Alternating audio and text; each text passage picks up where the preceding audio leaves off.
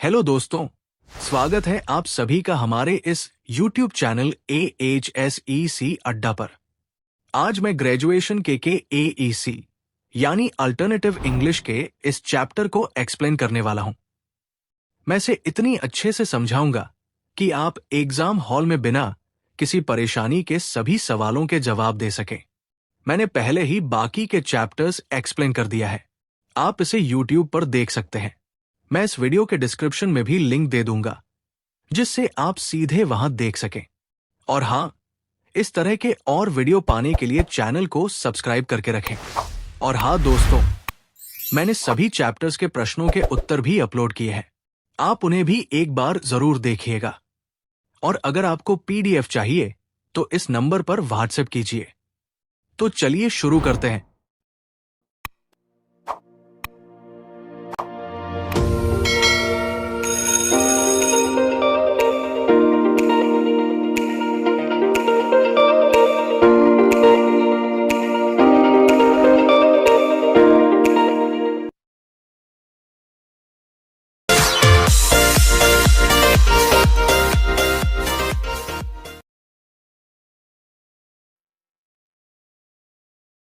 दोस्तों, आज मैं आपको एक कहानी सुनाने जा रहा हूं, ऑडिशन की, जिसे माहिम बोरा ने लिखा है। ये कहानी हमारे मुख्य पात्र प्रफुल्ल की है, जिसकी जिंदगी का सबसे बड़ा सपना है रेडियो पर अपनी आवाज सुनाना। लेकिन उसकी ये ख्वाहिश सिर्फ एक सपने तक सीमित नहीं रहती। इसे पूरा करने के लिए वो गुवाहाटी आता है, जहां उसके दोस्त दीपक की मदद से उसे एक ऑडिशन का मौका मिलता है। लेकिन मजा तो तब शुरू होता है जब ये ऑडिशन उसके जीवन की सबसे बड़ी चुनौती बन जाता है। हमारे साथ बने रहिए और इस दिलचस्प कहानी के हर मोड़ को देखिए। चलिए शुरू करते हैं इस सफर को।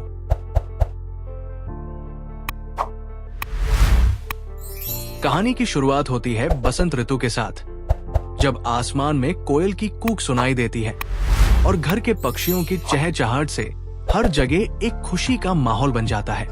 ये समय असम में बहुत खास होता है क्योंकि ये बोहाग बिहू का त्योहार है। ये त्योहार प्रकृति, नई शुरुआत और उमंग का प्रतीक है। ऐसे में युवा लड़के और लड़कियां अक्सर प्रेरित होकर गीत गाते हैं, कविताएं लिखते हैं या बिहू की धुन पर सीटी बजाते हैं। लेकिन इस खुशी और रचनात्मक माहौल के बीच हमारा मुख्य पात्र प्रफुल्ल इन सबसे बिल्कुल अलग है। प्रफुल्ल का सबसे बड़ा सपना था रेडियो पर बोलने का। अगर उसे बोलने का मौका न मिले तो कम से कम वो रेडियो के किसी नाटक में एक छोटी सी भूमिका निभाना चाहता था। उसे फर्क नहीं पड़ता था कि भूमिका कितनी बड़ी है, चाहे चौकीदार की भूमिका हो, रिक्शा चालक की या एक दुकान के मालिक की। बस उसे एक संवाद बोलने का मौका मिल जाए, यही उसकी ख्वाहिश थी। इसी सपने को पूरा करने के लिए वो गुवाहाटी आया और अपने सबसे करीबी दोस्त दीपक के पास रहने लगा। दीपक रेडियो स्टेशन में एक अनाउंसर के रूप में काम करता था, लेकिन उसकी नौकरी नई और पार्ट टाइम थी। दीपक के लिए अपने दोस्त प्रफुल्ल की मदद करना आसान नहीं था, क्योंकि रेडियो स्टेशन में ऑडिशन का मतलब सिर्फ दिखावा था। असल में भूमिकाएं उन्हीं को दी जाती थी जो बार बार जाकर निवेदन करते या फिर रेडियो में पहले से काम कर रहे स्थायी कर्मचारियों को दे दी जाती थी। रेडियो स्टेशन ऐसा इसलिए करता था ताकि खर्चा बचाया जा सके। अगर वे बाहर से किसी नए कलाकार को बुलाते तो उन्हें उनकी यात्रा और रहने का खर्च भी उठाना पड़ता। इसलिए वे बाहरी लोगों को कम मौका देते और उन्हीं लोगों से काम करवा लेते जो पहले से रेडियो से जुड़े हुए थे। लेकिन प्रफुल्ल के उत्साह में कोई कमी नहीं थी। उसे न पैसे चाहिए थे और न किसी बड़े किरदार की लालसा थी। वो तो बस इस ख्वाहिश से भरा हुआ था कि एक बार उसकी आवाज रेडियो की तरंगों के जरिए पूरे ब्रह्मांड में गूंजे। वो सोचता था कि उसकी आवाज हवा में फैलकर हर रेडियो सेट को कंपन कर देगी। ये सोच ही उसके दिल को खुशी और जुनून से भर देती थी।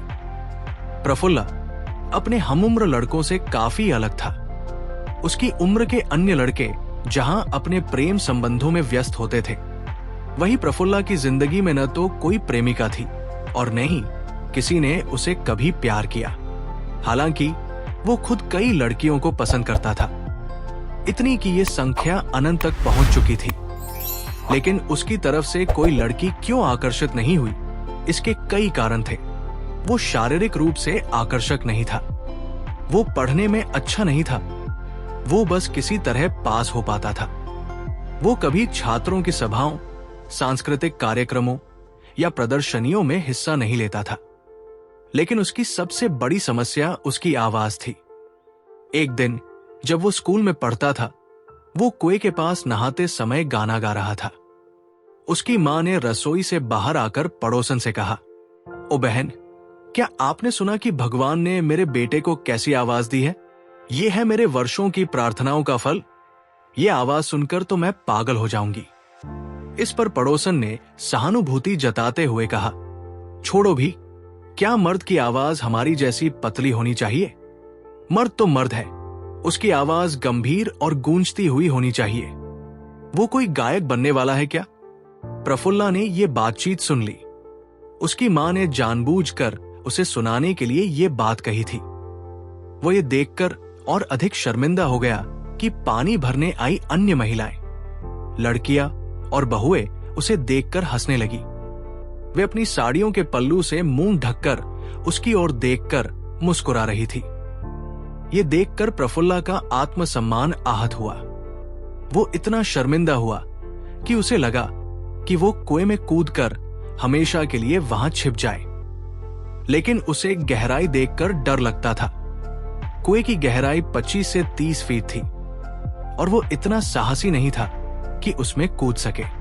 इसके बजाय उसने कसम खाई, अब मैं कभी गाना नहीं गाऊंगा, न कोई धुन गुनगुनाऊंगा, न सीटी बजाऊंगा, चाहे जो भी हो जाए। उस दिन उसने एक भीष्म प्रतिज्ञा ली कि वो कभी गाना नहीं गाएगा, यहां तक कि बिहू के गीतों की एक पंक्ति भी नहीं। उसने सुना था कि शादी के बाद अक्सर दूल्हा अपनी नई दुल्हन के सामने 1-2 पंक्तियां गाता है। ये दुल्हन द्वारा दूल्हे की परीक्षा का पहला चरण माना जाता है। अगर दूल्हा नहीं गाता तो दुल्हन उसे और अधिक पसंद करती है, क्योंकि उसकी आवाज उससे बेहतर होती है और वो जीत जाती है। प्रफुल्ला ने यह भी सोचा कि शादी के बाद चाहे उसकी दुल्हन कितनी भी विनती करे, वो गाना नहीं गाएगा। उसने ये सपना देखा कि उसकी सपनों की राजकुमारी कुंजा लतिका उसे गाना गाने के लिए मजबूर करेगी, लेकिन वो अपने वादे पर अडिग रहेगा। प्रफुल्ला ने जिस दिन गाने को छोड़ने की भीष्म प्रतिज्ञा ली थी, उसके बाद से उसने कभी गाने की कोशिश नहीं की। उसने बीए की पढ़ाई पूरी की और अपने गांव के एक स्कूल में अस्थायी शिक्षक बन गया। हालांकि उसने सोचा था कि बीए के बाद वो लॉ की पढ़ाई करेगा, लेकिन उसने टीचिंग को ही अपना करियर बना लिया। उसकी प्रतिज्ञा इतनी मजबूत थी कि एक बार सपने में उसने गाने की कोशिश की, लेकिन जैसे ही उसे अपनी कसम याद आई, वो नींद में ही बिस्तर से गिर गया और पूरे घर को जगा दिया। अपनी इस कहानी को उसने अपने दोस्त दीपक को बिना कुछ छुपाए बताया। जब उसने अपने अनुभव और संघर्षों को पूरी ईमानदारी और जुनून के साथ बताया, तो दीपक की आंखों में आंसू आ गए। उस समय प्रफुल्ला को ये यकीन हो गया कि वो अपनी जान भी अपने सबसे प्यारे दोस्त दीपक के लिए दे सकता है। हालांकि जान देना आसान था, लेकिन रेडियो में काम पाना इतना आसान नहीं था। गुवाहाटी के बाहर के कलाकारों को रेडियो में बुलाने की कोई परंपरा नहीं थी, क्योंकि इसमें यात्रा और ठहरने का खर्च शामिल होता। इसलिए रेडियो पर किसी नए कलाकार को बुलाने की संभावना लगभग ना के बराबर थी। रेडियो पर सीमित संसाधनों और स्टाफ के चलते एक ही कलाकार को कई भूमिकाएं निभानी पड़ती थी। जैसे सुबह किसी बच्चे की आवाज निकालनी, दोपहर एक युवा की भूमिका निभानी, शाम किसी बुजुर्ग व्यक्ति की आवाज निकालनी।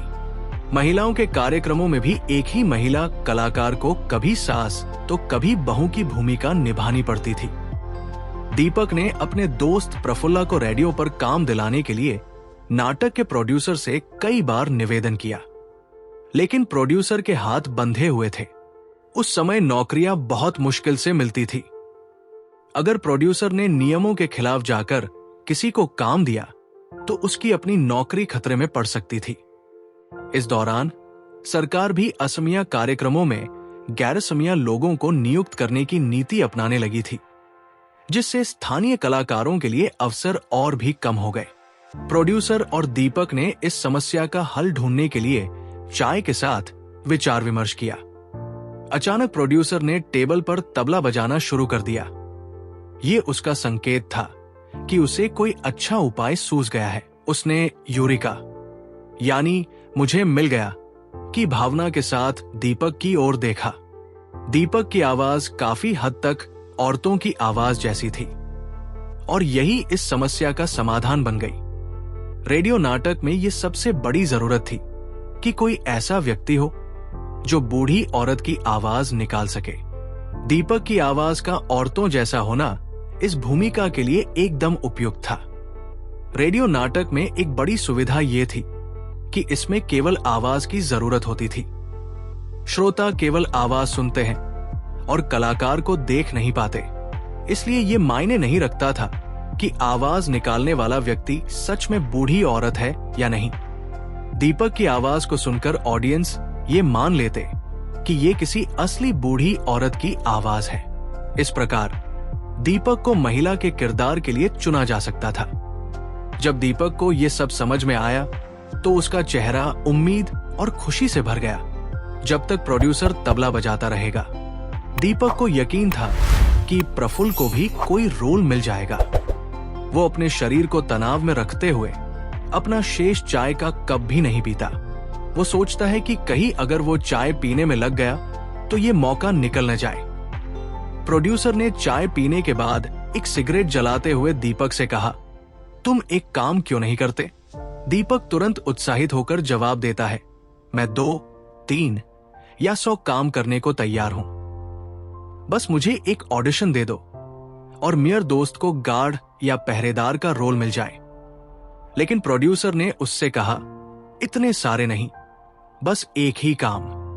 तुम अपने दोस्त से कहो कि वो तुम्हारा एड्रेस दे दे या फिर किसी और का एड्रेस दे दे जो गुवाहाटी में रहता हो। इस तरीके से तुम्हें यात्रा और ठहरने का खर्च नहीं उठाना पड़ेगा। वैसे भी 2 दिन बाद एक ऑडिशन होने वाला है जिसमें गाने और बोलने के लिए लोगों की जांच होगी।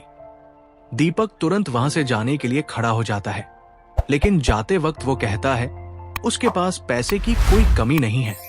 वो तो रेडियो स्टेशन को पैसे देने के लिए तैयार है ताकि उसे रोल मिल सके।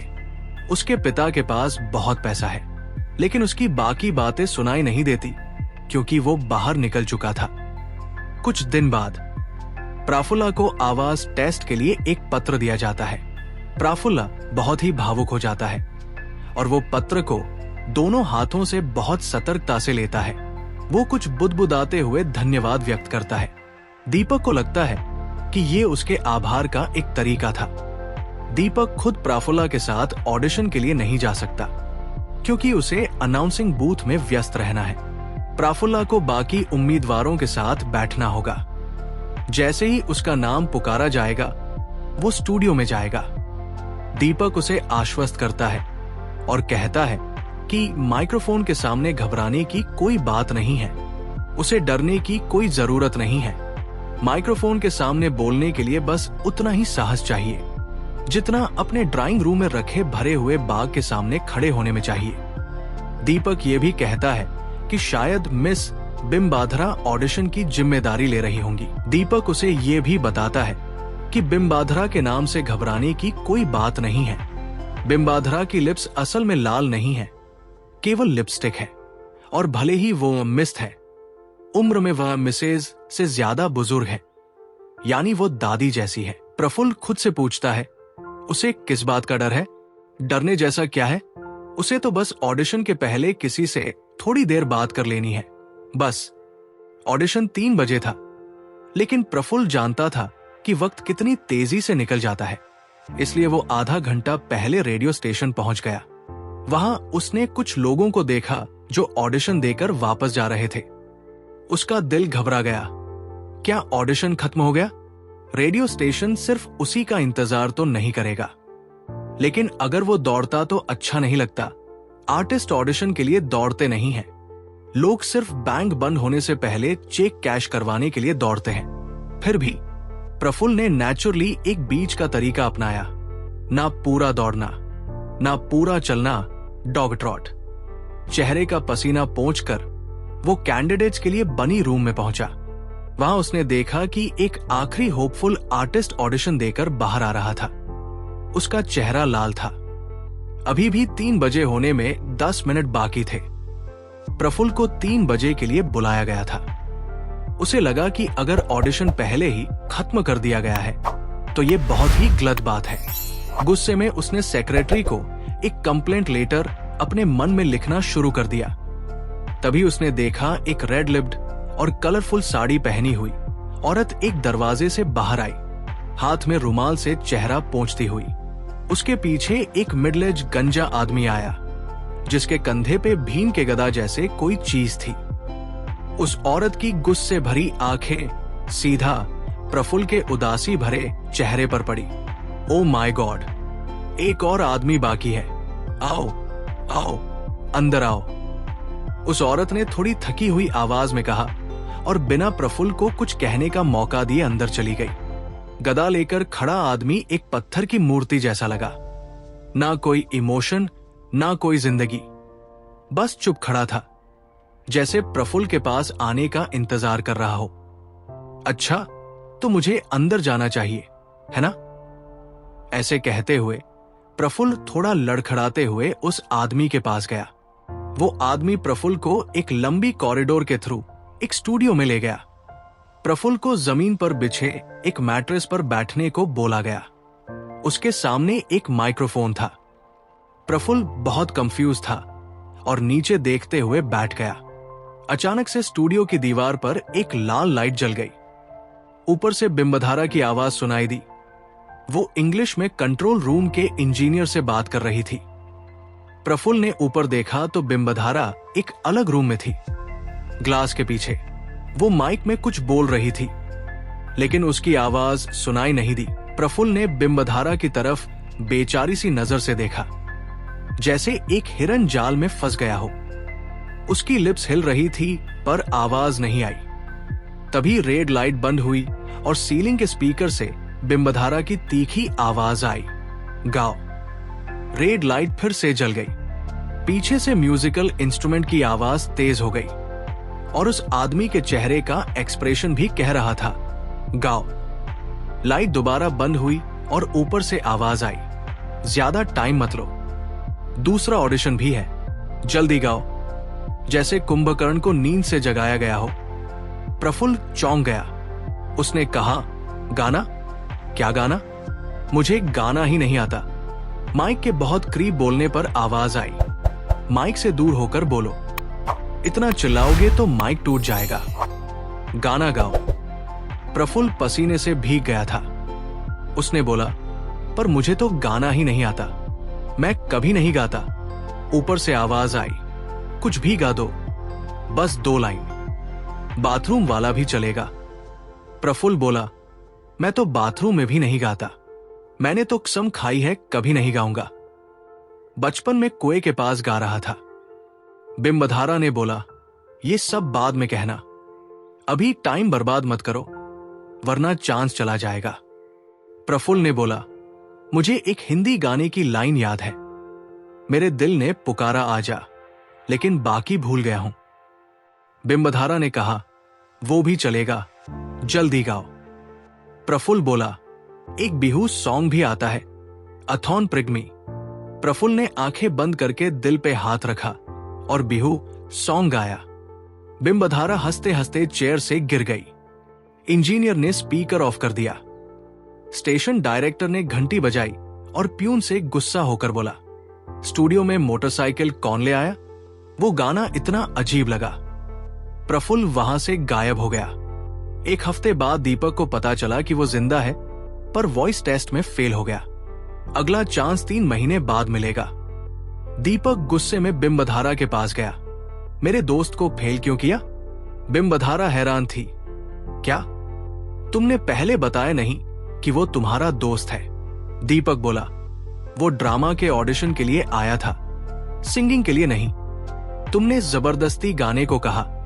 तुम्हारी नौकरी जा सकती है। हम डिफेमेशन केस फाइल करेंगे। बिंबधारा घबरा गई। मुझे माफ करो, मुझे लगा वो सिंगिंग ऑडिशन के लिए आया था। दीपक बोला, टाइमिंग गलत होने से कोई गुनाह नहीं होता, तुम्हें वेरीफाई करना चाहिए था। दीपक ने बोला, मेरे दोस्त ने कसम खाई थी कभी नहीं गाएगा। बचपन में कुएं के पास गया था तब कुछ हुआ था।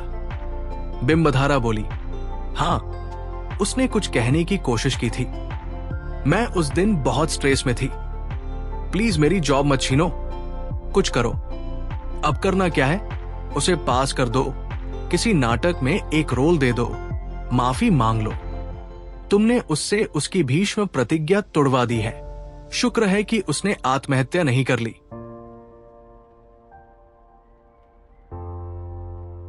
दोस्तों, वीडियो पसंद आए तो वीडियो को लाइक और चैनल को सब्सक्राइब जरूर करना। तो मिलते हैं अब नेक्स्ट वीडियो पे। तब तक के लिए गुड बाय।